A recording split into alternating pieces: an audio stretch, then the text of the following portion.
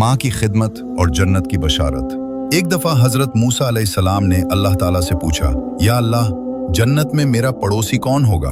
अल्लाह की तरफ से इरशाद हुआ, फलां शहर का एक गोश्त बेचने वाला तुम्हारे साथ होगा। हजरत मूसा अलैहिस्सलाम ये सुनकर बहुत हैरान हुए कि एक पैगंबर का साथी एक मामूली कसाई कैसे हो सकता है। आप इसी जुस्तजू में उस कसाई की तलाश में निकल पड़े।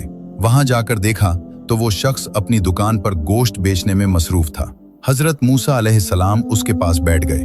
जब उसने अपना काम खत्म किया तो गोश्त का एक टुकड़ा कपड़े में लपेटा और घर की तरफ चल दिया। हजरत मूसा अलैहिस्सलाम भी उसके पीछे चल दिए। उसके बारे में मजीद जानने के लिए उसके घर बतौर मेहमान जाने की इजाजत मांगी, जो उसने खुशी से दे दी। घर पहुंचकर कस्साब ने सबसे पहले वो गोश्त पकाया, फिर रोटी पकाकर उसके छोटे छोटे टुकड़े शोरबे में नरम किए ताकि वो बिल्कुल मुलायम हो जाएं। फिर वो दूसरे कमरे में गया जहां एक बूढ़ी और कमजोर खातून बिस्तर पर लेटी हुई थी।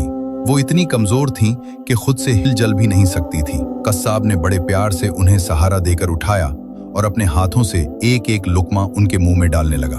वो तब तक नहीं हटा जब तक माँ का पेट नहीं भर गया। फिर उसने माँ का मुंह साफ किया और उन्हें वापस लिटा दिया। उस वक्त बूढ़ी माँ ने कस्साब के कान में कुछ कहा, जिसे सुनकर कस्साब मुस्कुरा दिया और कमरे से बाहर आ गया। हजरत मूसा अलैहिस्सलाम ये सब खामोशी से देख रहे थे। आपने पूछा, ए अल्लाह के बंदे, ये बूढ़ी औरत कौन है और उसने तुम्हारे कान में ऐसा क्या कहा जिस पर तुम मुस्कुरा दिए? कस्साब बोला, ये मेरी माँ है।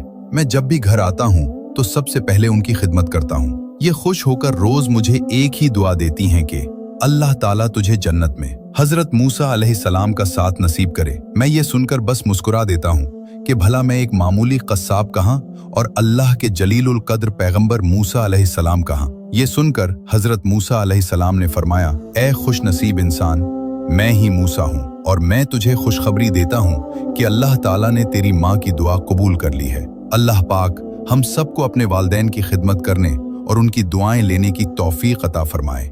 आमीन।